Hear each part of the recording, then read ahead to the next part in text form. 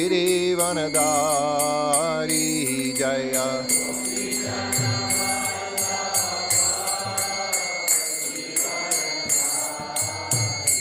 Jaya Gopi Jana Balaba Girivanadari Jaya.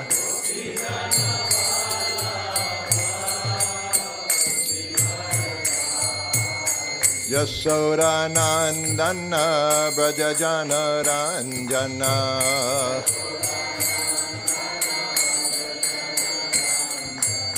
Yasoda Nandana Brajajana Ranjana.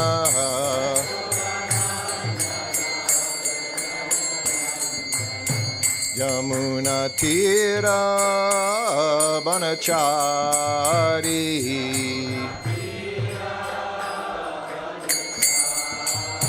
Yamuna Tira Banachari.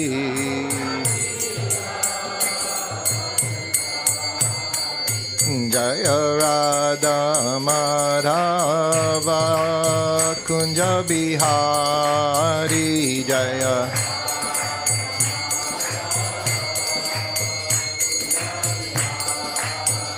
Jaya Radha Madhava Kunja Bihari Jaya.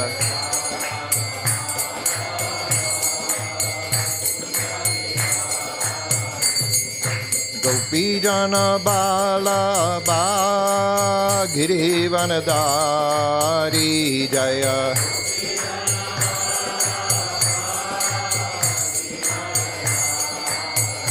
Jaya Gopi Jana Balaba Girivanadari Jaya.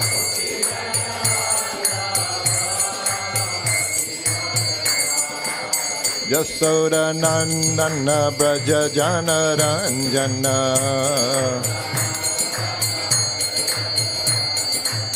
Yashoda Nandana Brajajana Ranjana.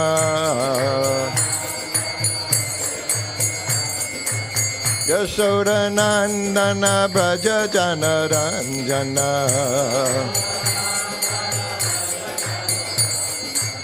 Yamuna Tira Banachari. Yamuna Tira Banachari. Jaya Radha Madhava Kunja Bihari Jaya.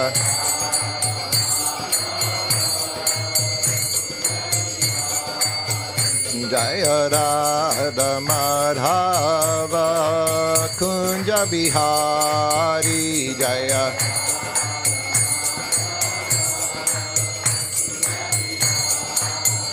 Jaya Radha Madhava Kunja Bihari Jaya.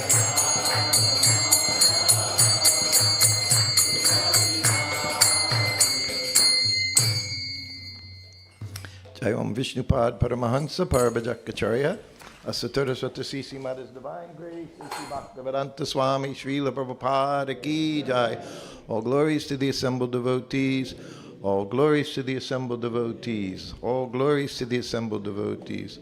All glories, Shri Shri Guru and Gauranga. Glories of Srila Prabhupada.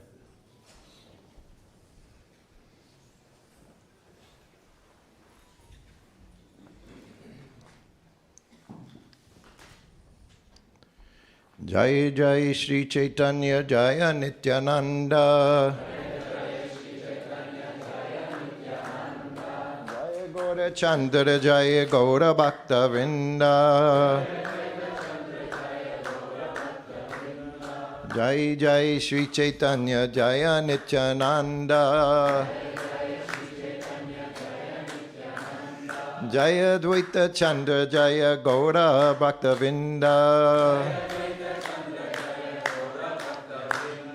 Jai Jai Shri Chaitanya Jaya Nityananda. Jaya Dvaita Chandra Jaya Gaura Bhakta Vrinda.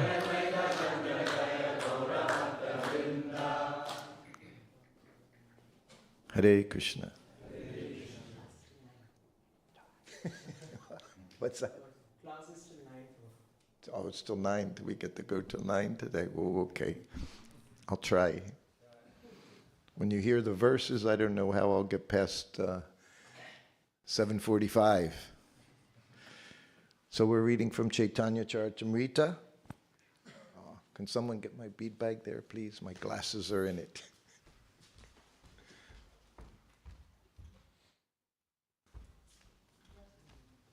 Thank you.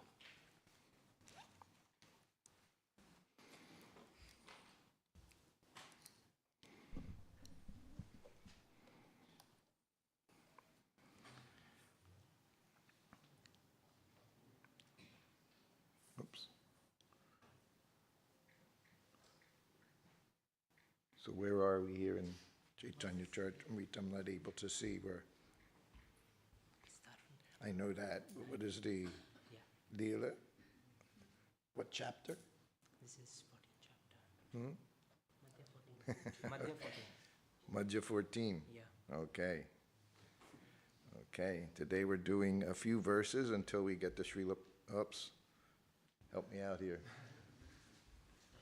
Oh, I'm hitting the keyboard on the bottom. I should have kept the book. Do you want the book? Yes, give me the book.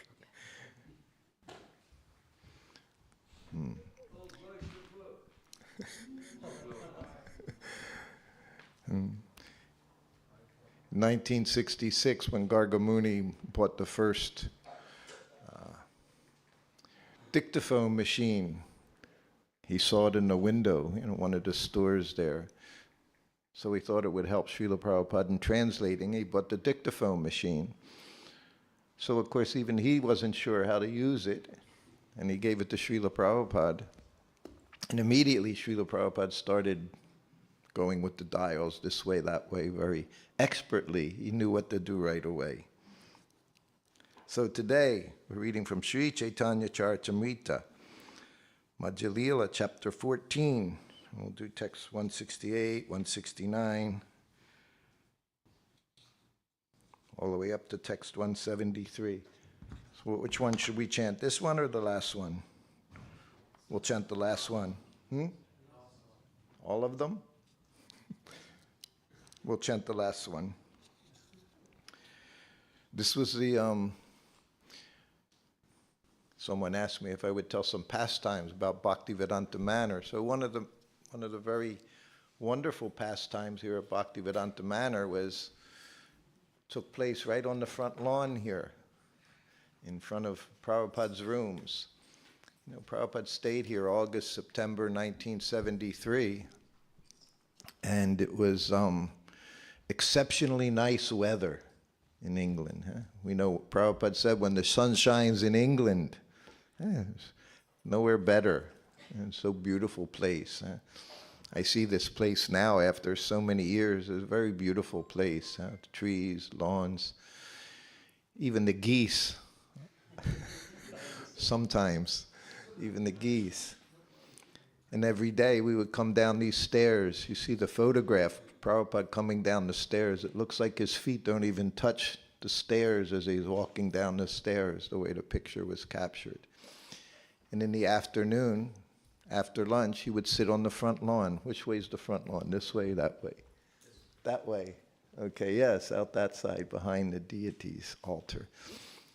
So we would come, you shoot pictures, videos, Prabhupada would come, he would have his cane, I would have his silver goblet in my hand, his cushion to sit on, and he would just go there and sit, chant. Sometimes we saw he would play with the children, forget what his name was, I know it's Srila. Anyway, and then one day, the very first book came from Caitanya-Caritāmṛta. It wasn't a full book. It was the first few chapters. Anyone know the name of that book? It was a paperback book. Lord Chaitanya in 5 features. That was the very first publication of Caitanya-Caritāmṛta, translated by Srila Prabhupada. He was very happy. Whenever he got a book, you always saw him. Sometimes devotees were there when Prabhupada received the book by airmail. As soon as it was printed, he would get the first copy of the book. When he opened the book, it was like it was the most precious thing, opening one of his books. He never saw it as his book. It was always Krishna, Krishna's words. So there we had that, Lord Chaitanya in 5 features. So maybe you'll see me in some pictures. I'm reading that book. Prabhupada, 2 things. I saw him read his books, and he would have me read his books to him. He was trying to train me up to read his books.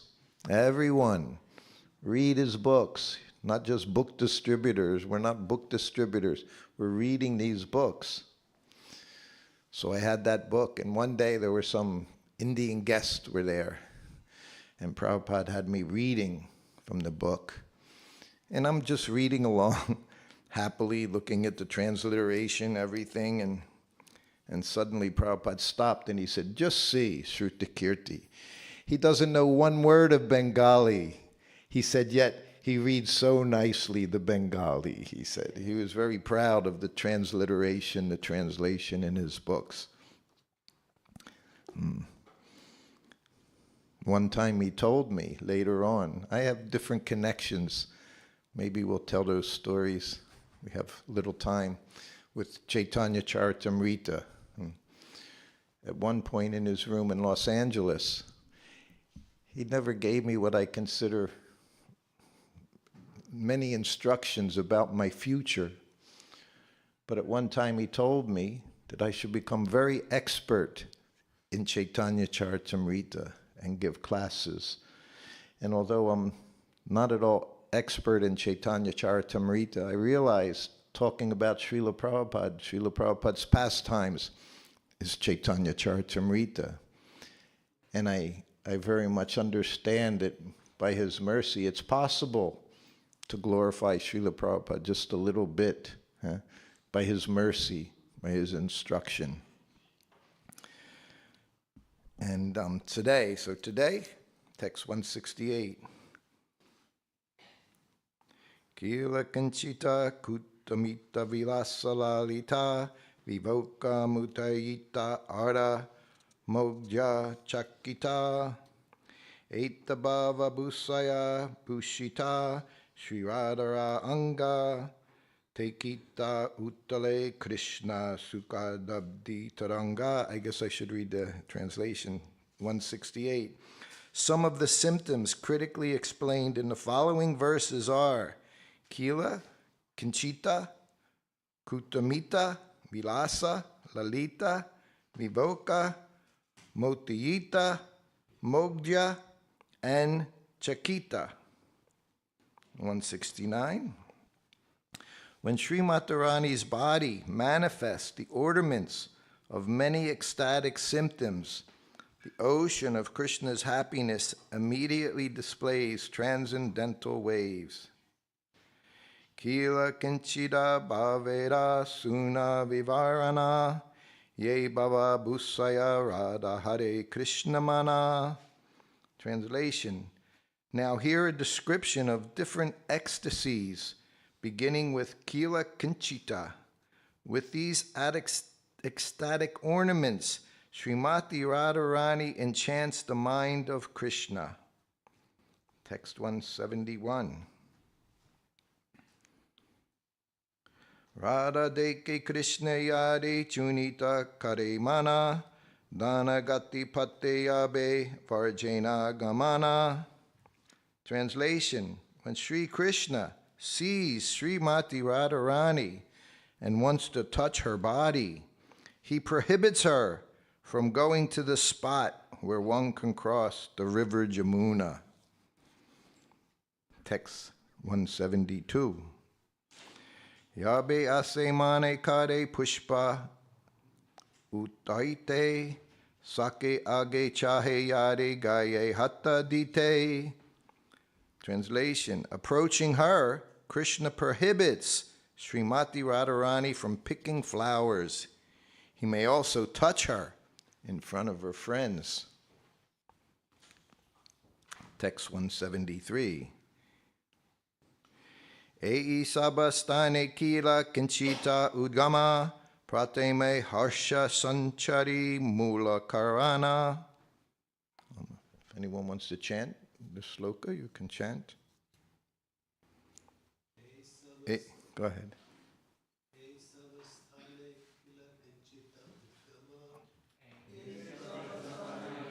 Kinchita udgama pratameni harsha sanchari mula karana.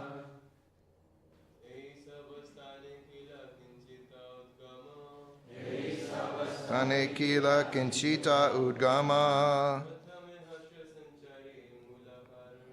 pratame harsha sanchari mula karana.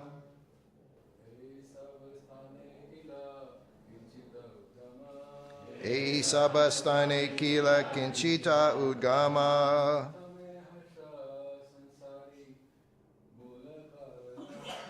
pratame harsha sanchari mula karana.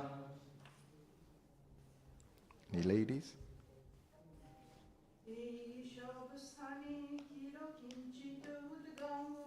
Ei sabastane kila kinchita udgama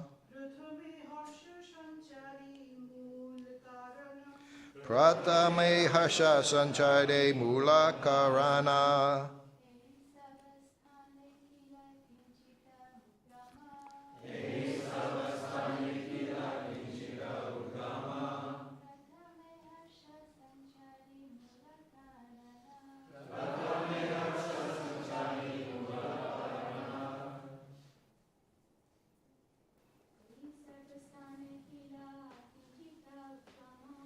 Ei sabastane kila kinchita udgama pratame harsha sanchari mula karana. Ei sabastane, in such places, kila kinchita, of the symptom of ecstasy known as kila kinchita. Udgama, awakening. Pratame, in the beginning. Harsha, jubilation. Sanchari, ecstatic emotion. Mulakarana, the root cause. Translation. At such times, the ecstatic symptoms of kila kinchita are awakened. First, there is jubilation in ecstatic love, which is the root cause of these symptoms. Purport. Whenever Srimati Radharani leaves her house, she is always well-dressed and attractive. It is her womanly nature to attract Sri Krishna's attention, and upon seeing her so attractively dressed, Sri Krishna desires to touch her body. The Lord then finds some fault in her and prohibits her from going to a river crossing and stops her from picking flowers. Such are the pastimes between Srimati Radharani and Sri Krishna. Being a cowherd girl, Srimati Radharani regularly carries a container of milk and often goes to sell it on the other side of the Jamuna. To cross the river, she has to pay the boatman. And the spot where the boatman collects his fares is called Dhanagati. Lord Sri Krishna stops her from going, telling her, first you have to pay the fee, then you will be allowed to go. This pastime is called Dhanagati. Similarly, if Srimati Radharani wants to pick a flower, Sri Krishna claims to be the garden's proprietor and prohibits her. This pastime is called Kila Kinchita. Radharani's shyness arises due to Sri Krishna's prohibitions, and ecstatic, loving bodily symptoms called Kila Kinchita Bhava are manifest at this time.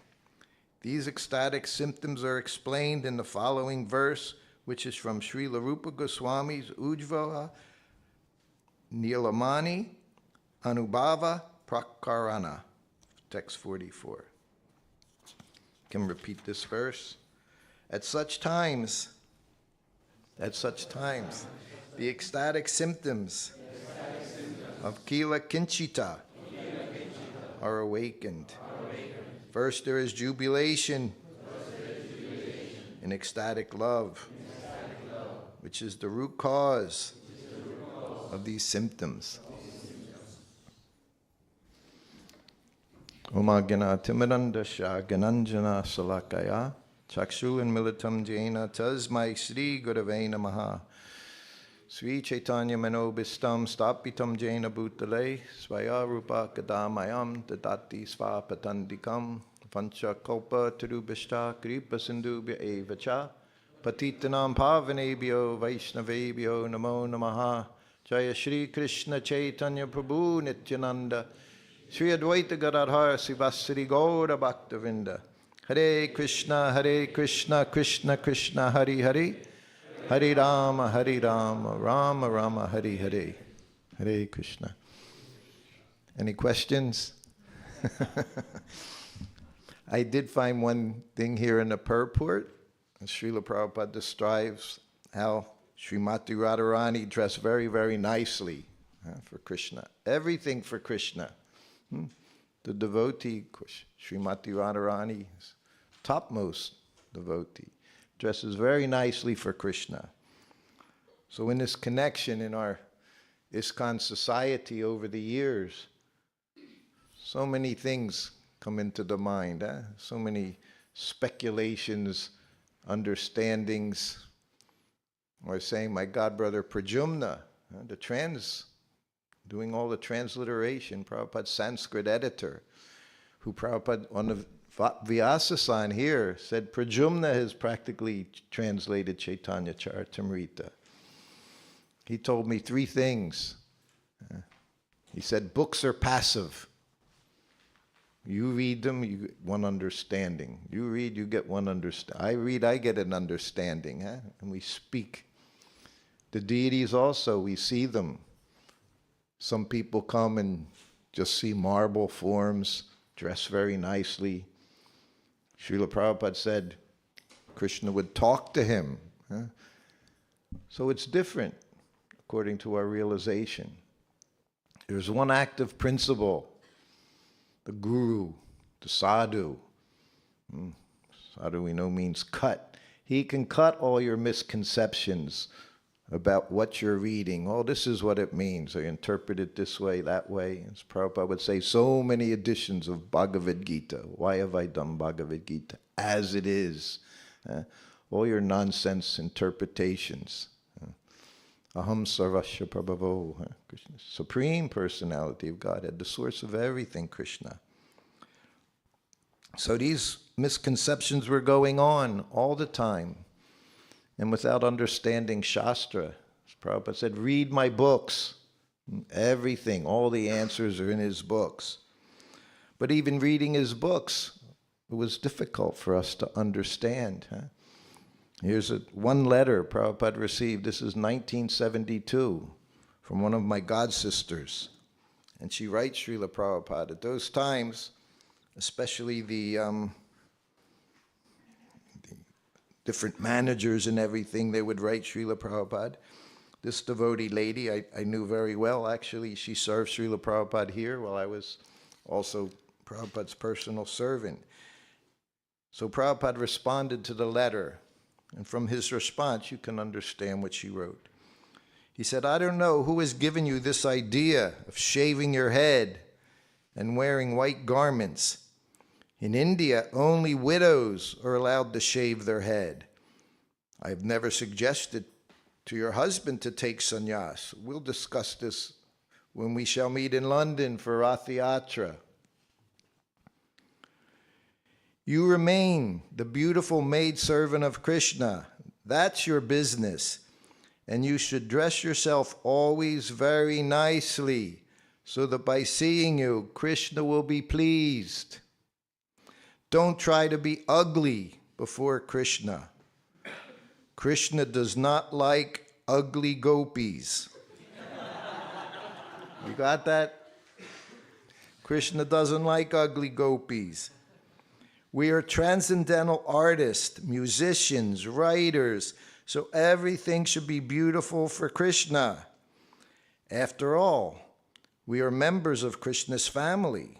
Just like Krishna had 16,000 wives, and each wife had thousands of servants and maidservants, and all of them were very beautiful for serving Krishna and his queens.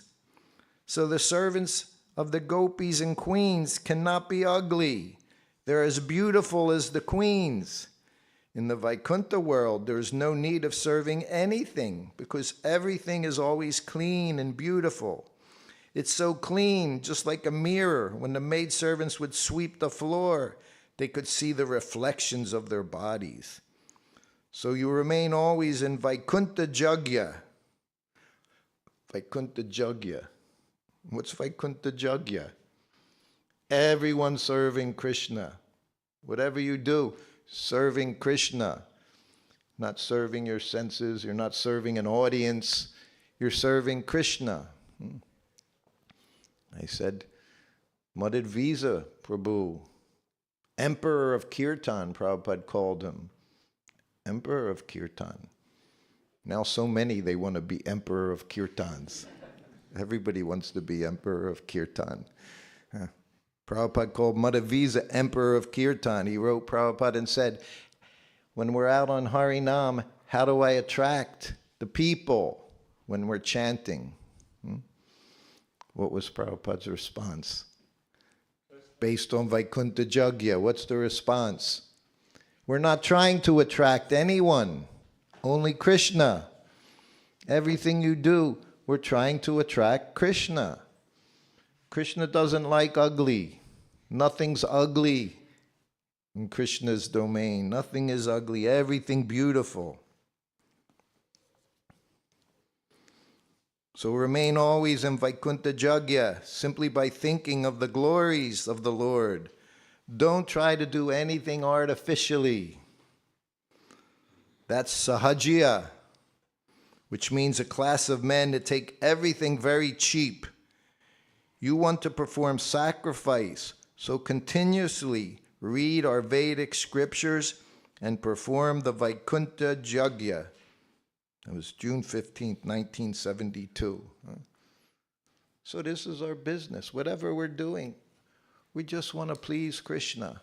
We just want to please Guru and Krishna. I started a class, I said, any questions? What can I say about Srimati Radharani? I have no qualification. If you start looking in Prabhupada's lectures, they're also going to say, what does he say about Srimati Radharani? He starts telling us we're not this body, Krishna's Supreme Personality of Godhead, and our business is to serve him. Radhastami Day. Same class he would give the day before, same class he would give after. But so much here in Sri Caitanya-Caritāmṛta. A devotee said to me this morning before class, are you going to tell some pastimes about Prabhupada at Bhaktivedanta Manor? And I was thinking that's what I should do, and when he said that to me, it was a confirmation. When I came here, just day before yesterday, whatever it was, immediately I welled up, just seeing this place, remembering Prabhupada walking everywhere around here, this way, that way, installing the deities. What a day that was. But, and so many things I remember about prasadam here at Bhaktivedanta Manor. Somehow or other, so many wonderful pastimes pertaining to prasadam. So we were here with Srila Prabhupada, myself, and Prajumna Prabhu. And of course, you all know at that time there was one very nice Indian family. They all became initiates of Srila Prabhupada. Father became sannyasi, Karuna Dakshai Vishnu, Shira Dakshai Vishnu, Garbha. He initiated all of them. And it was one of the first times that I was with Srila Prabhupada when he went to someone's house for a program. And we liked that as devotees, brahmacharis in the temple. That meant feast day. Going to someone's house meant you got lots of prasadam, because on the daily menu, prasadam was simple in the temple. Sometimes more than simple. New Vrindavan, more than simple. So we heard that day, and everything traveled very quickly. Like I said, no smartphones, no texting, but by word of mouth. Whatever happened could go around the world in a matter of hours. Srila Prabhupada said, Srila Prabhupada did, Srila Prabhupada's wearing this, whatever he did. So we all got to hear very quickly, oh, we're going to his house, have prasadam. Prabhupada was going to go. He very rarely left his room to go to someone's house, someone's home. But in order to push on this Krishna consciousness movement, he would do whatever was required. And even as we heard that, we also heard something else. They cook in oil. That was unheard of in ISKCON. When I went to the temple, very first day in Pittsburgh, April 1971, I remember walking into the temple. You smelled three things when you walked into any Krishna temple. You smelled incense, you smelled chaunces, sometimes choking, and they would be making the chaunts in the kitchen, and you smelled ghee. You smelled ghee being made on the stove. Ghee, golden ghee. There was no money in the temples, but they had ghee. Now there's lots of money in the temples, no ghee. Paradox, how does that happen like that? Huh? Cooking oil everywhere. Krishna gets ghee. We're Krishna's maidservants. Where's our ghee? We want ghee. Anyway, the rumor went around very quickly. Feast is there, but they cook in oil. That was unheard of for us. Oils for the outside of the body every day. I was the only devotee in the world had oil in my possession. A bottle of mustard oil. I told you that story yesterday. A bottle of mustard oil traveled around the world.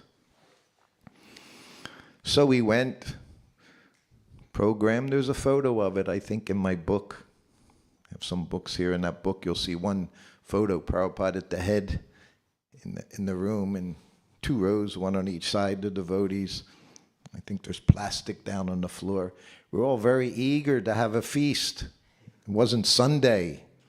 Sunday, amazing day. Sweet rice, halava, pineapple chutney, samosas, pakoras, cauliflower pakoras. At that time, there were no other pakoras, only cauliflower pakoras. Best pakora. But now we're going, in a weekday, we're going to have a feast. Prabhupada's sitting at the head, just like this, and everyone's sitting, taking prasadam. When prasadam's in front of you, back in those days, you don't notice much else going on. Even what Prabhupada's doing, no one's looking at Prabhupada taking prasadam. We're all very hungry back then. Here at the Manor, I remember. So then we finish, we all get back to the temple. After lunch, what does Prabhupada do? Took a short nap, half-hour nap or so. And then the bell rings. Prabhupada was very funny. He had a way with me. I'm sure he did with others, but with me, I could see it. So I come in and offer obeisances. I sit up, right upstairs there, right there. He looks at me. So, did everyone like the feast? He's probing, he's like, I said, yes, Prabhupada, it was very nice. He said, everyone is okay? He's getting to something. He wants to find something out here. He's going to make a point. I don't know what it is. Everyone's okay? I said, oh, I said, well, see, now my mind clicks in. He's telling me to think. I said, oh, I said, Prajumna, I said, he has upset stomach.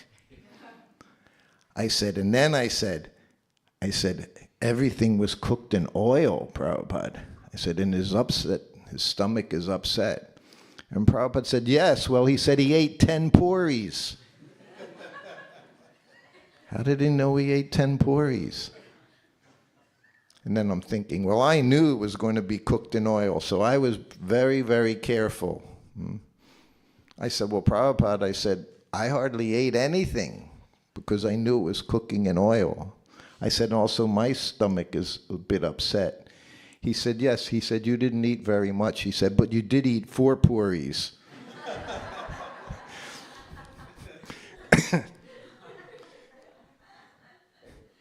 We think he's just taking prasadam. He sees everything going on, his whole universe. He sees around him what everyone's doing. I'm thinking, I didn't know how many puris I ate. He's telling me I ate 4 puris. I guess I ate 4 puris. I said, yes, Prabhupada. So then, of course, he was here, most wonderful day, Janmashtami. You got the plaque there on the wall. The installation of the deities. What an amazing event. I'll get back to that after the prasadam. So Janmashtami, what do? Fast all day. No eating, no drinking. And we're used to eating and drinking. You know, brahmacharis, we could eat mounds of prasadam. They had methods, I remember, in Los Angeles, the Sunday feast. You would eat your feast, big plates, big pile of halava, puris, and you would eat up to here. Then you would just walk around for a few minutes, sit down again, make some room, or go down to there. You'd eat more prasadam. But Janmashtami day, I fasted. That's what we did. So then midnight is there. 1 o'clock in the morning comes.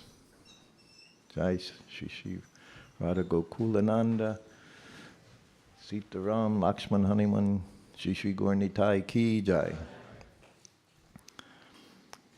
So I fasted. I've been with Prabhupada a year. Almost every lecture, what's he telling you? Eat less, sleep less, bare necessities. This is what we're hearing day after day on the Vyasa-san. Prabhupada telling us, become Krishna's devotee, concentrate on your service, minimize the needs of the body. We're hearing this all the time. When you traveled with Prabhupada, you heard this day after day after day. Sometimes would sink in. So Janmashtami day, I fasted. Midnight came, they distribute prasadam after arati. I ate a little bit and I was full because you fast all day. You say your stomach shrinks, right? Had a little prasadam. What's the next day? Prabhupada's Vyas Puja day. Busy all morning. Prabhupada in the temple room. He has his devotees. They're asking them, say something. On Prabhupada's Vyas Puja day to glorify Srila Prabhupada. I would sit there. I would be petrified that he would ask me to say something. He never did. He was very kind. He knew I was petrified. I think, what can I say about him? I was with him 24 hours a day, and I'm thinking, I don't know anything. What can I say? How can I glorify him? I see all these big devotees, GBC, sannyasi coming up, all these nice philosophy and things. I could glorify him more than anyone just by saying what he did every minute of the day. It's all I had to do. I didn't understand that. Anyway, that day comes. There's a video of that, thanks to Yadabar Prabhu. You see, after the program, Prabhupada's upstairs in his room, right there by the windows. He's sitting on the floor, right? There's a white sheet down there. All the plates are on the floor. No tables, no chairs. everything on the floor. Prabhupada didn't call me in and say, can I have a chair to sit on? Can I have a cushion? Nothing. He just sat there, and you can see him looking what he wants to eat. Pick this, pick something from this plate, taking prasadam. And then he finished. Then I took prasadam. And I wasn't hungry. Again, fasting till 1 in the afternoon. I took a little prasadam, and I'm thinking, I'm trying to make some progress here in Krishna consciousness. So I'm trying to reduce my eating. So after that, another half hour goes by, and Prabhupada rings the bell. I go in, I offer my obeisances upstairs in front of Prabhupada's desk. He looks at me. He said, "Are you okay?" I said, "Yes, Prabhupada." He said, "You look very thin." He went like this. He said, "You're okay? You're not sick?" I said, "No, Prabhupada." I said, well, yesterday was a fast day. I didn't eat much at midnight. Today, again, fasted. I said I wasn't so hungry. I just ate a little bit. He looked at me. He said, "You have to give me massage every day." He said, "You have to be strong." He said, "How are you going to massage me if you don't eat?" He said, "You should eat whatever you can digest. That's what you should do. Whatever you can." We would say, last night in Soho Street, someone said about Prabhupada in his books, he said in his books, so many contradictions. I said, there aren't any contradictions. So many contradictions. I said, it's we don't understand. Like I read in that letter. Don't be sahajiya. Take everything very cheaply. It applies to everything. So don't artificially think you're very advanced devotee. When we're very fallen devotees, we need lots of prasadam. That's what Prabhupada would say. He told Bengali boy in Mayapur, we're all eating prasadam. Prabhupada's walking back and forth, just looking at us on the veranda as we eat prasadam. He said something to the boy right after he served me. I said, "What did he say?" "Oh, Prabhupada told me to give you lots of chapatis. Told me to eat. Had to be strong to do my service, give him massage." Maybe sometimes he felt my massage was getting weak. I needed more chapatis. That was Prabhupada. Practical. Not impractical. Prabhupada was very practical. We were very eager to come here, especially to see Radha Gokulananda here on the altar. Told you, Prabhupada said, most beautiful. So beautiful they are. You know, before they were here, they were in India. They weren't installed. But Prabhupada was doing a Pandal program. I don't know whether it was Delhi or Mumbai. Delhi, yes, it was Delhi. It was Delhi. So he did these pandals. Thousands would come every evening, 7 o'clock in the evening. Lecture, he would give lecture before thousands. All you had to do was post a little sign somewhere. Pandal programs, Swami speaking. Everyone would come in those days. So this went on for a week. Jamuna, she was taking care of them, dressing them. Prabhupada instructed her so much in deity worship, how to take care of the deities. Every day Prabhupada would speak. Every evening there would be kirtan.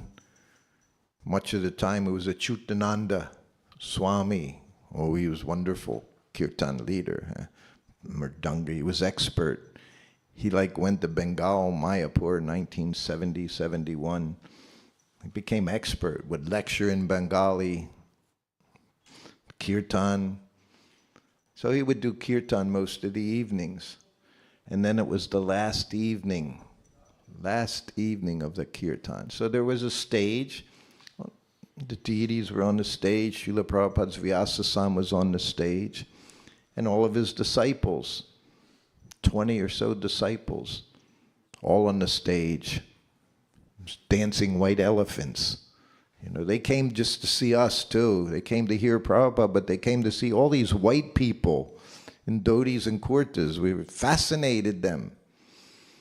One of Prabhupada's many secret weapons, his dancing white elephants, to show all the Indians, you're working so hard to be successful materially. And all these people, they've been successful materially, they've given it up to become Vaishnavas. That's your business.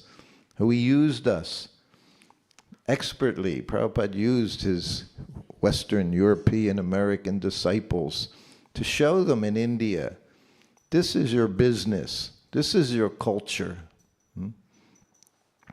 So the last night was there, and the kirtan started. And Prabhupada's sitting on the Vyasasana on the side, and I'm sitting on the floor next to him, and he got up. It was the first night he got up, last night of the festival. He got up and he went before Radha Gokulananda. They weren't even named, weren't installed. They were deities. And he went in front of them and he bowed down like that. And he would do quick, spun around, did 360, bowed. And he started walking around, circumambulating them. And each time he would go around, and of course now all the devotees are following him. As he's walking and clapping, he's bringing the kirtan to another level. He went around once and he stopped right in front of them.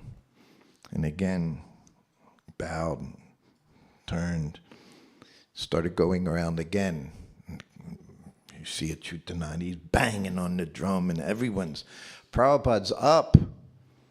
Not quite dancing, almost dancing as he walks around. So everyone's going crazy, all the devotees. Whenever you saw Prabhupada get up, start moving around, you become more ecstatic. How he did it, went around again. Then he went around the third time, and he bowed and stopped. Then he put his hands up in the air. Everyone went crazy. Prabhupada put his hands up. He could raise the whole planet just by raising his hands. All the devotees are jumping up and down, and Prabhupada's jumping up and down, dancing. When he started dancing, everyone started dancing. Jamuna was on one side of them, I was on the other side. Radha Gokulananda started dancing. They're going like this. On their altar, they're going back and forth and back and forth. And she grabbed one of them, we were holding on to their lotus feet so that they wouldn't fall over in ecstasy dancing. And then the kirtan came to a close. Prabhupada got into the car, and we're sitting next to him. And he looked at us, he looked at me. He said, so? He said, program was nice. He knew. He said, oh yes, Prabhupada. I said, and when you dance, I said to everyone dancing. He said, yes. He said, I could have gone on dancing, but I saw that they were rocking back and forth. He said, so I stopped. That was these. That was then. Trying to think of what the date was. But then it wasn't long after they came here, Bhaktivedanta Manor. You've all seen the videos. Same deities. Prabhupada installed them. Prabhupada did the first artik ceremony. And then the kirtan started. What did he do? The exact same thing he did in Delhi. He bowed before them, went around the altar. He did the exact same thing with this Radha Gokulananda deities. Very special. There's deities. We travel around the world. We go this place, that place. There's deities that have been installed by Prabhupada's disciples. There's deities Srila Prabhupada has installed. And there's deities somehow or other It's just like on this whole other level. You're in a temple here. You're in a temple room here with very wonderful Radha Krishna deities. Amongst all the deities, and even our deity minister, he says legacy deities, the deities Srila Prabhupada installed. You have so many blessings here in this place, so many blessings by Srila Prabhupada in this place. But it's very nice, I see everyone coming to greet the deities, everyone dancing. That's why you're dancing, because Srila Prabhupada loved to dance. I didn't see him dance in front of many deities. I saw him twice. Twice is like 1,000 times. Twice, more than anywhere, dancing before the lordships here, in ecstasy. If you dance before them here, you'll be in ecstasy. It's all by the mercy of Srila Prabhupada. Not anything you're doing. It's a gift. Like I said, Prabhupada gives gifts. He gave me a gift. Sometimes I can say something about him. It's a gift. It's not anything we deserve. It's not anything you work so hard to attain. It just comes. Just mercy. It's the mercy of Srila Prabhupada. This place, such a wonderful place. I remember so many nice things sitting here, being in Srila Prabhupada's room. Told you every evening. When George Harrison, I saw him the one evening. I didn't approach him or anything, but he came, of course, to see Srila Prabhupada. And he was amongst many other guests. He didn't think he was special. George Harrison, huh? How special can we think we are? Here was a person, so many people he brought to Srila Prabhupada just by his own music. Sometimes things will pop up on social media and people, oh, he's the first person I ever heard chant Hare Krishna, George Harrison. First person. Imagine how many people he brought to Krishna consciousness. But he knew he wasn't doing anything. It was all Srila Prabhupada. And when he came here, of course, he got special attention by the devotees. They knew he was coming that evening. So they cooked nice things, samosas, puris, halava, like that, Then he came, like everyone else, he just offered his respects to Srila Prabhupada, sat down, and Prabhupada would fuss over him. Sometimes he would rub his head, his hairy head. You know all the stories about him, huh? He wanted initiation. Prabhupada said, you're already Hari's son. Hari's son, the son of Hari. You're already son of Hari. You just do as you're doing. Prabhupada knew each one of us what to do, how to deal with us, what was the best thing, how we could engage in Krishna's service. So they brought him a plate of prasadam. Already George was complaining, oh, Prabhupada, I just ate, I just took. Prabhupada said, eat. Like you'd say to me, sit. Huh? When his sister was in the room, sit. He said, like his little puppy, I sat. Called me into his room because his sister was in the room alone with him. Imagine. Sannyasi, what it means to be a sannyasi.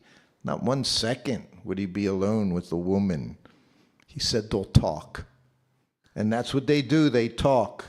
You see a sannyasi doing this, that, people talk. You got to be above suspicion. What's the phrase? Caesar's wife, is it? Has to be above suspicion. We have to be above suspicion. Eat, he said. And Prabhupada just talking. George faithfully listening to his spiritual master. He ate, he finished. Prabhupada said, bring more. More prasadam. That was our method. Not less prasadam, more prasadam. We all need lots of prasadam. When you get old, automatically you're going to eat less prasadam. You don't need to be artificial. If you're hungry, take prasadam. That was the method. If you're hungry, eat. George said, Prabhupada, I'm full. Prabhupada said, take more prasadam. Prasadam can never hurt you, he said to George. Prasadam can never hurt you. Imagine, prasadam can never hurt you. I think sometimes it can kill you. But that won't hurt you either, because you'll die eating prasadam. But it should be cooked in ghee, not oil. Ghee. That was Bhaktivedanta Manor. And so many things Bhaktivedanta Manor. Devotee also asked me to tell, they asked me to tell different pastimes that they know very well, but they want to hear them. This is a devotee, just wants to hear. When I first was in the garden with Srila Prabhupada in Los Angeles, I wasn't his servant. I said we had gone there to get Brahmin initiation, drove across country, 3,300 miles in a van, 4 of us, to see Prabhupada. And I was very fortunate. I got to be the Krishna book reader in the garden. Prabhupada would have me read Krishna book. Before me, someone else was reading Krishna book before they left back to their temple. But then I became the designated Krishna book reader. From the very beginning, somehow I was connected to Krishna book. The very first day, devotee told me all about Krishna from Krishna book, 1971. When I went to New Vrindavan, Kirtanananda had me read Krishna book to the devotees while they took prasadam. I had to wait until after everyone was done to take prasadam. And I would read them a Krishna book story during lunch every day. And then at nighttime, I would tell them the story I read at lunchtime, whatever I could remember. At that time, I could remember things better than now. So then I go to Los Angeles, New Dwarka, and they hand me the Krishna book. When Prabhupada asks, you read Krishna book. So I have the Krishna book. We all go into the garden, we follow Prabhupada in. Just 6 devotees, just a few devotees in a small garden. We offer our obeisances. Prabhupada sits down. And he sees me with the Krishna book in my hands, you know, I'm just holding it. And he looks at me. He said, I like the cowherd boys very much. Then he said, read. And that was the first time I read the Srila Prabhupada from Krishna book. He didn't say anything about Radharani at that time to me. That's why I can't say, what can I say about Srimati Radharani? He said, I like the cowherd boys very much. That was May 1972. I traveled with them a long, long time. And then we were in Atlanta, Georgia, March 1975. 3 years later, I'm massaging Prabhupada at night. Atlanta, I don't know if any of you are familiar with Prabhupada's pastimes in Atlanta. Most amazing pastimes in Atlanta. He stayed there 3 days. He gave the shortest lecture ever. 2 minutes lecture in Atlanta. You can find it. You can Google it. He stopped because he was crying. That's the first time he chanted Parama Karuna. And in the lecture, when he sat down and he sees Sri Sri Gaura-Nitai, these beautiful brass deities that he installed. And he had been traveling, so many places traveling. He got there and he said to the devotees, 1975, 10 years had gone by. Everywhere he went, he saw people chanting Hare Krishna. He saw his mission. He fulfilled the desire of his spiritual master, fulfilled his mission. People chanting all over the world. And he told them, he said, well, we were in Hawaii, then we went to Los Angeles. He said, then Caracas. And then he looked at me. I said, Miami. He said, Miami. He said, and now we're here. He said, and your temple is the best. And everybody went, Hari Bol, Hari Bol. Then he's looking right at Shri Shri Gauranatai, and he said, Paramakaruna Pahudwijana. He said, the two lords. He said, they're very merciful. He said, distributing love of Godhead freely to everyone. Then he said, Krishna is also merciful, but he requires you surrender. He said, but Lord Chaitanya is so merciful. And as he's talking, he's getting choked up. Just seeing the mercy of Lord Chaitanya, Lord Nityananda, he gets choked up. He said, they're so merciful. He said, just giving love of Godhead. And then he just stopped. He couldn't talk anymore. Went into ecstasy. That was a different kind of ecstasy. Dancing before Radha Gokulananda. Ecstasy. But then there was the ecstasy. He did it here afterwards. He came here shortly afterwards, a week later. Sat on the Vyasasan.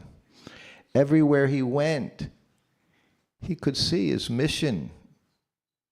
It was fulfilled. That was my consideration. He saw that traveling around the world, by this time 14 times traveling around the world, working so hard to give Krishna to everyone. And he did it. He didn't say that he did it.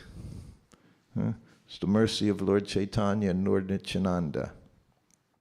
Continued on all the way to Mayapur. Same thing continued.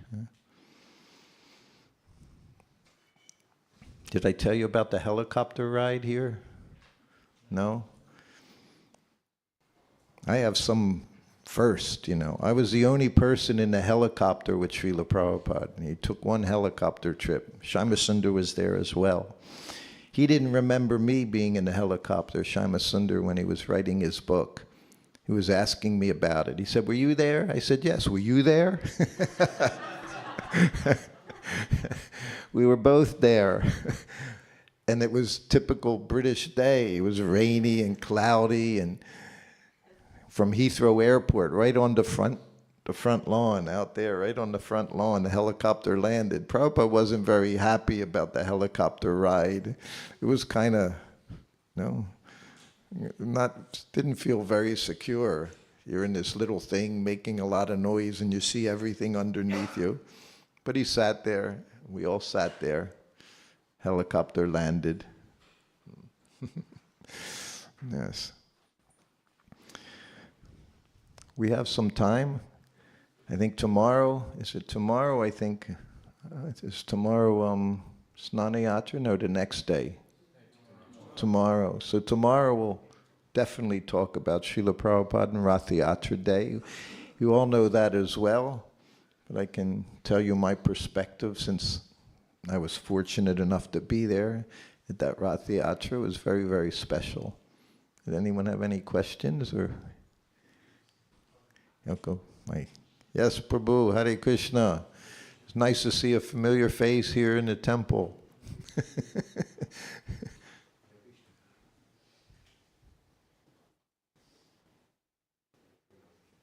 Hare Krishna. Hare Krishna. On the way here, I was thinking of a question to ask you. And the question was, you were Prabhupada's servant for how many years? 3 years?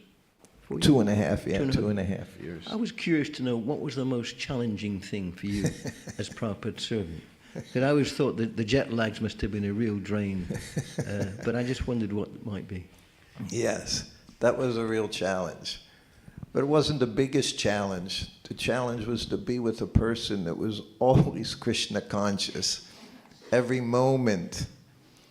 And I was sitting in my room. A devotee this morning always asked me to tell an interesting story. I was with Prabhupada for a year. No one told me, I knew I had to answer the bell. No one said whether I should do this, not do this. I never went to Mangalartik. I was in the room. Prabhupada rings his bell. You had to be there. And it was just a handbell, so you couldn't be more than a few meters away, a few feet away. Otherwise, you're not going to hear the bell. So after a year, Prabhupada stayed in Los Angeles, like here. He stayed there for 2 months. So I developed friendships with different devotee men. And they kept telling me, come to Mangalartik, come to Mangalartik. And I'm there like, why don't you come to Mangalartik? I said, well, I'm up there in the servants' quarters. If Prabhupada wants something, I have to answer the bell. And they said, does he ever ring the bell? 4:30 in the morning. I said, well, no. Come to Mangalartik, Parikshit's leading kirtan, Bhardaraj leading kirtan, Vyasaki, all big, they were the big names back then. We didn't know them as kirtaniyas back then. They didn't travel all around the world. They just stayed in their temple, did their service, and led kirtans when kirtan was going on. So finally I agreed. I said, okay, I'll come Mangalartik tomorrow morning in front of Rukmini Dwarkadish, Jagannath Subhadra Baladev, Shri Gaur Nitai. Beautiful. It was the world headquarters, 1973. New Dwarka, world headquarters. So I go to Mangalartik. I'm there 5 minutes or so. Pradyumna's tapping me on the shoulder. Prabhupada wants to see you. I told you our mantra. Prabhupada wants to see you when he's really mad. That was our mantra that we shared with one another. Happily. He's mad at you, not mad at me. So I'm happy. You're unhappy. You're going to be unhappy very soon. That gave us pleasure, right? Other people suffering. It was a transcendental pleasure, though. It wasn't mundane pleasure. It was a transcendental pleasure seeing others suffer, I guess. I knew I was in trouble right away. So I ran out of the temple room, go upstairs. I'm offering obeisances in front of Prabhupada. He doesn't wait to look at you. I told you, don't wait. I told you yesterday, class, you heard? Don't waste a second. He's already chastising me while I'm saying prayers to him. Where were you? I've been ringing this bell for hours. Wasn't hours, maybe a minute. He knew I wasn't there. I don't even know if he rang the bell. He might have just rang the bell to get Pradyumna because he knew I wasn't in my room. Automatically, he knew. He knew what's going on in your head all the time. Imagine. So I looked at him, and I answered his question. I said, oh, Prabhupada, I went to Mangalartik. You have no business going to Mangalartik.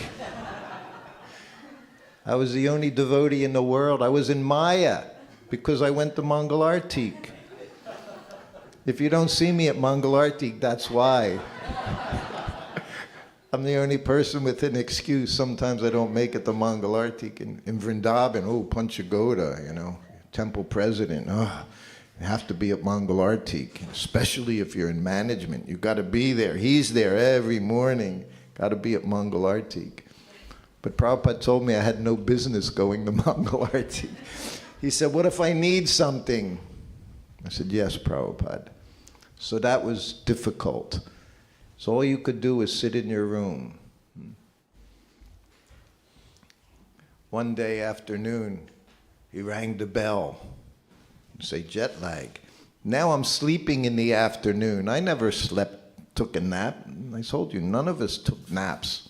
Only during Bhagavatam class were you allowed official nap time. We never took naps. Maya, it was Maya. Sleeping more than 6 hours, you're in Maya. You don't go to Mangalartik, you're in Maya. Maya was always there for us. One afternoon in New Dwarka, Prabhupada rang the bell. I was sleeping, dreaming. Even, you know how you hear sounds, you incorporate it into your dream. You know, I hear a bell ringing in my dream. And finally I realized, and I get up. It wasn't the only time. One of those times I get up and I'm like trying to fix my face before I go in before him because I know I'm going to get it. I already know what's in store for me. I didn't need anyone to tell me Prabhupada wants to see you. I already knew he wanted to see me. I've been with him a year. I go in the room, offer obeisances. I get up, he looked at me, he said, "Why aren't you chanting?" I thought, "Oh my goodness." I knew I wasn't chanting. And I was completely in the mode of ignorance. I didn't know what to say, and I looked at him, I said, "Prabhupada, I'm sitting in my room all day." That was my excuse for not getting my rounds done, that I was sitting in my room all day. Prabhupada didn't look at me and say, "That's the dumbest thing I've ever heard. You have all day to chant your rounds, you're not." He didn't do that. He didn't make a face, didn't smirk. He looked at me. He said, "I'm sitting in my room all day. And every morning," he said, "we go out on the morning walk together."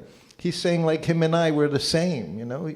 He said, "We go out on the walk." He said, "You come on the walk, then we come back and we sit back in our rooms." I looked, I said, "Prabhupada, you're like Haridas Thakur." I said, "It's difficult, sitting in my room all day. That was difficult." He looked at me. He said, "What are we going to do?" I said, didn't know what to say. But he took it serious. He said, "What are we going to do? How are we going to solve this? I'm his servant. I have my service. How are we going to fix it?" He said, "Call Karandar." Karandar, 1973, he was topmost devotee.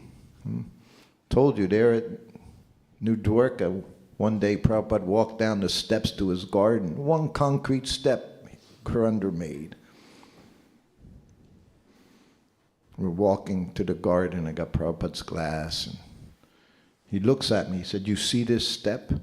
I said, "Yes, Prabhupada." He said, "Karandar made that step. Karandar can do anything," Prabhupada said.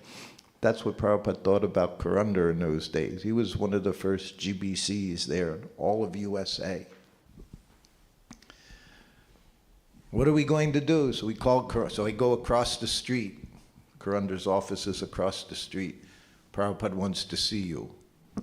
So we both go marching in. Karandar was very serious. He was like a U.S. Marine, you know, always grave looking. Never saw a smile on his face. That was a devotee. That's what we thought it meant to be a devotee. Grave, serious, never laughing. So we go in, we offer our obeisances together, we sit up. Prabhupada looks at Karandar, said, "Shruti Kirti's not getting his rounds done." And he says he's not getting them done because he's sitting in his room all day. But he says it very seriously. He wasn't being sarcastic. He took it, I gave him a problem, he's going to try to fix it. He said, "So what can we do?" Now you see Karandar's face, you know, went from serious to deadpan serious looking. He was like, Prabhupada said, "I have an idea." He already knew everything, what was going to happen. He said, "I have an idea." Prabhupada had 2 sitting rooms in LA. The one that he used. The other one he took massage in. But it was a sitting room, had another seat, same asana, everything. It was just like it was a 3-bedroom flat. So it was basically another bedroom, and it was a sitting room. So he looked at Karandar, he said, "Can you get a dictaphone machine?" Prabhupada has a dictaphone machine right in front of him. "Yes, Prabhupada." Karandar, "Yes, anything, whatever Prabhupada asked, Karandar could do." He said, "Yes." He said, "Okay." He said, "Well, you get a dictaphone machine." He said, "And you put it in my sitting room, the other sitting room." He said, "And I'll begin Caitanya-Caritāmṛta there." And he looked at me, he said, "You know how to type?" "Yes?" "Yes, Prabhupada." He said, "So every morning," he said, "I'll do some translation, Caitanya-Caritāmṛta. You come in the morning, you get that tape." He said, "And you can do the transcriptions. Is that all right?" I said, "Yes, Prabhupada." He said, and then you'll have some service. And then you'll get your rounds done. Is that all right? I said, yes, Prabhupada. So that's what he did. He gave me something to do because I kept complaining. I'm just sitting in my room and I'm going crazy in there. Didn't know what to do with myself all day, just waiting for the bell to ring. I couldn't go anywhere. Who does that? Never go anywhere. 22 years old, going nowhere, going everywhere. You're with Srila Prabhupada, huh? You're doing wonderful. But that was difficult. So the next morning, we're on the morning walk. Who's chanting like crazy? Me. I'm thinking, I have to do this transcription. Oh, it just changed my head. I'm thinking, not that I'm just going to go sit in my room. You become lazy. Huh?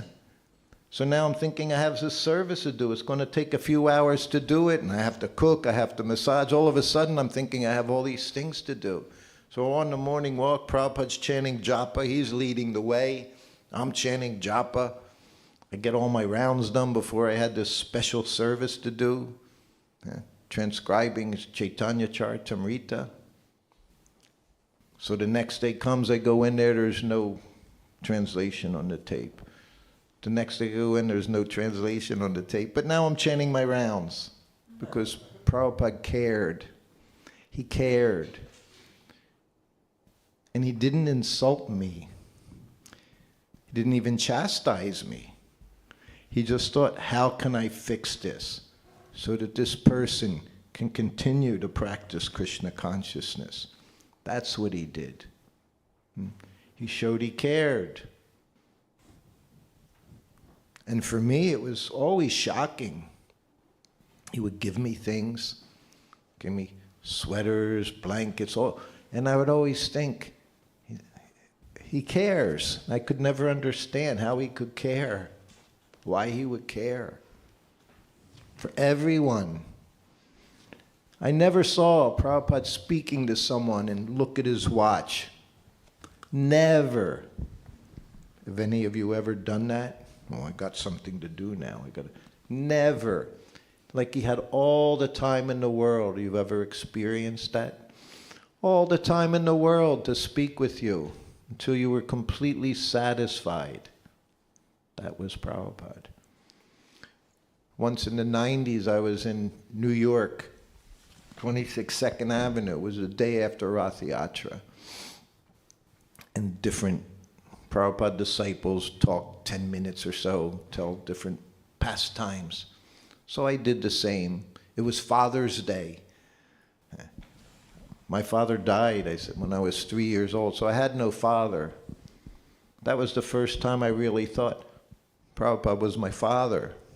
Not just spiritual father. He actually just became my father in every way possible. So I was feeling very choked up that day. And then after I spoke, I said, any questions? And this one grand disciple of Srila Prabhupada, he had a very famous guru, one of my godbrothers, sannyasi godbrothers, big devotee. So many big devotees. Prabhupada didn't see any big devotees. He saw everybody was servant. No such thing. Big, this one's big, this one not so big, this one tiny. Everybody, you're just Prabhupada's servants. So he said to me, did Prabhupada treat any of his disciples special? Because he certainly knew his Guru Maharaj, Prabhupada's disciple, he was treated special. Huh? Some people think I was treated special, not many.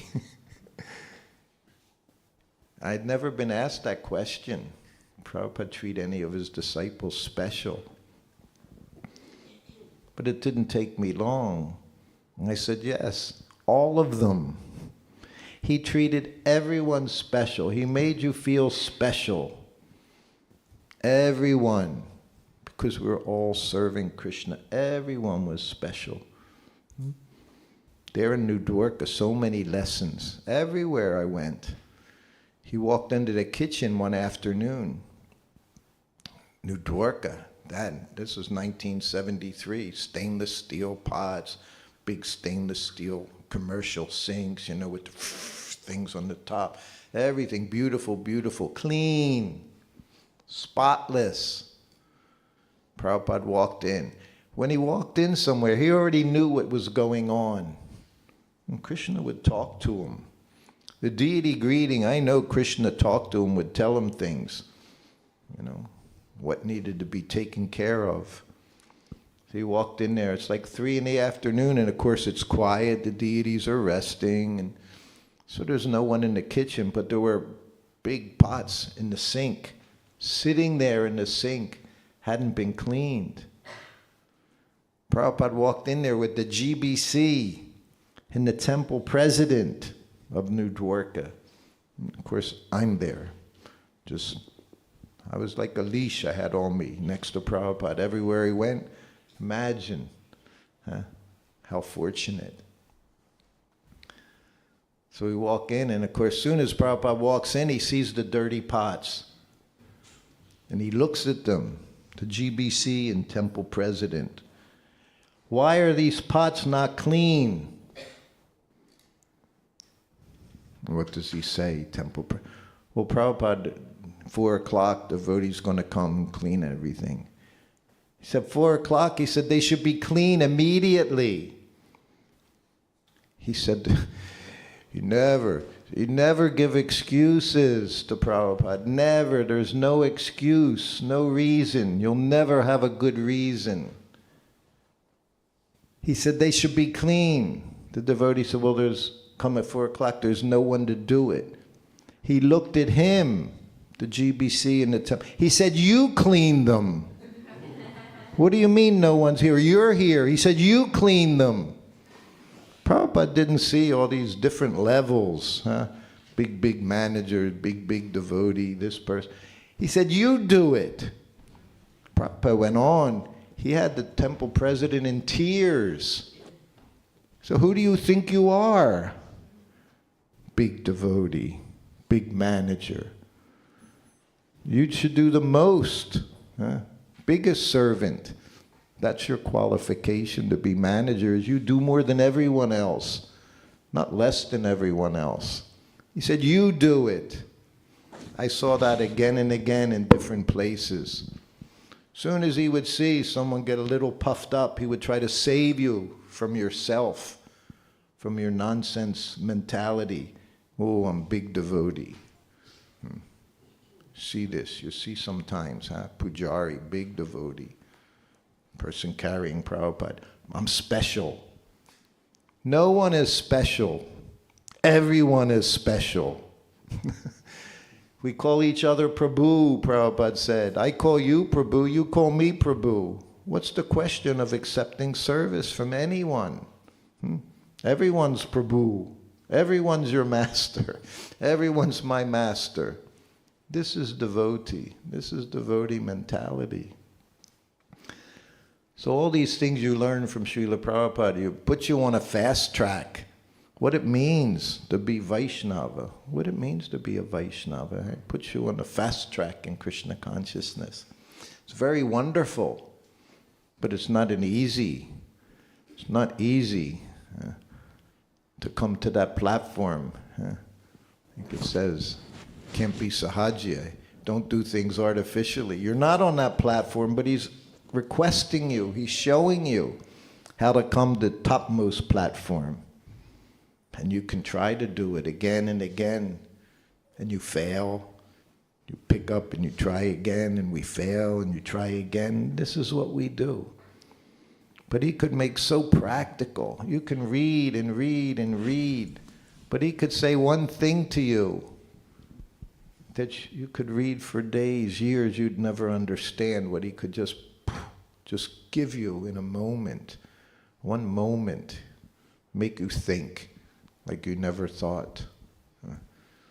Okay, so we've gone to 9 o'clock. Do we have time for one more question? Okay, Prabhu.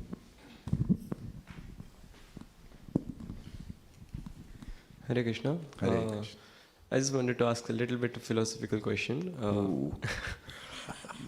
Being so close to your spiritual master, serving him personally, I know it might have been with, sometimes it's been said that when you're too close to a spiritual master, there is a chance of making offenses or having that martya buddhi basically to your spiritual master. So how did you keep that, how did you avoided that to happen? Oh, I didn't avoid. Once Prabhupada's devotee said, Prabhupada, I have a question. He said, spiritual or material? He said, oh, spiritual. Prabhupada went, oh.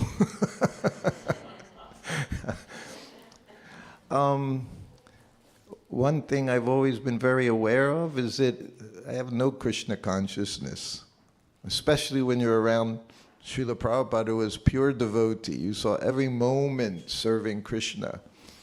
So that I had a lot of respect, glorified Srila Prabhupada, seeing who he was. And I had I guess I had a certain mentality, a servant mentality. And I attributed that to my, it was funny. I saw yesterday one devotee who always say, who's your first guru? Who's your first guru, Your mother. Your mother. One of my godbrothers, he said, first guru, she teaches you how to wipe your bottom. I'm thinking, that's not what I remember learning from my mother. I remembered learning, take care of everyone. That's what I remember. See, I didn't have a father, so I had a mother and 2 older sisters. I never had a man of the house sitting on the sofa watching television, drinking beers. I never had any of that experience. I had the experience of seeing my mother and my sisters ironing clothes, washing laundry, cleaning. That's how I grew up. So I grew up with a special, different mentality. It wasn't this masculinity, I shied away from men that were very masculine, macho men. I was not into the macho men thing, never have been. But so I think that helped me very much, actually, just seeing my mother every day. I attribute very much to her for teaching me how to be a servant and quiet. Never yelled. She never yelled. She would get angry with me. She would get quiet. There was no, I thought everybody lived in a house like that. Prabhu there, he's showing that my book, anyone wants it, he's out there at a table afterwards. Many of these stories are in there. So that's what I learned. And that's what's important. And that's what people, they read the book. I had one godbrother here many years ago when I lived here. He said, I was always envious of you. And others have told me that. He was being honest. Brits can be honest sometimes, right? Not very personal always, but they can be honest when they approach you. He said, I was always envious of you. Thought, why, I could serve Prabhupada. He said, then I read your book. He said, I could never do what you did. I could never do what you did. And I could never do what others did. I couldn't go out into the street and approach people with one of Prabhupada's books and make them take a book, like it or not. I couldn't do that. It's not in my nature. I've done some book distribution. You know how I distribute books? I go to these programs, especially in India, when marathons going on. And I said, if you buy a Bhagavad Gita, I'll sign it. They just want anyone to sign a book. I figure, I sold 50 Bhagavad Gitas in one day just by saying that. If I didn't say it, none of them would have gone. So I thought, well, whatever you can do, however you can do it, you do it. So I learned how to do that at different times. So you buy this book, I'll sign it. But yes, that's what it was like. It wasn't easy. But at the same time, it was most blissful. Bliss doesn't come with easy. It comes with austerity. It comes with sacrifice. It comes with giving up yourself, giving up your ego, your false ego. And you're being chastised. I never like getting chastised. But that's how the guru, he smashes your false ego thinking I'm such big devotee, big devotee. I could tell you lots of chastisement stories about Srila Prabhupada if we have time one day. But anyway, to do it, and of course, I didn't stay with him. When I left, I made excuses in 1975 after being with him 2.5 years. I'm in Hawaii. I have a wife and a child. First, I told him I wanted to preach. Leave him to go preach. He looked at me. He said, my preaching's not good enough? Imagine. It wasn't a laughing moment for me. It is. It's funny how ridiculous. He would show you how nonsense you are. My preaching's not good enough that I felt I had to go preach. So then I had to be honest. It wasn't that I wanted to preach. I just wanted to stay there in Hawaii, be with my family. That's what I wanted. So then I had to admit it. That guru makes you do that. Tell the truth. I said that. June 1975. It was like the worst day of my life. Then he looked at me and said, I don't like to change my servants. He didn't say you just stay here because he knew I was gone. Didn't want to make bigger offense. That's devotee. If he sees you're making offenses, not going to let you continue to make offenses by saying nonsense things to them. That's what a devotee does. You don't sit there and argue with people. You know you can't win the argument. They're just making offenses if they don't understand. So you just leave that place. So that's what Prabhupada said. I don't like to change my servants. I was good. I never say that. I never sit in the class. But I know I was good. I was quiet. I did what I needed to do. I could walk all over the place. You would never know where I was. You wouldn't hear a footstep. I could go in and out of Prabhupada's room without making a sound. I see sometimes people can be taking rest. You know, people run the vacuum cleaner next to you, not even thinking, oh, this person's sleeping. You got to be conscious.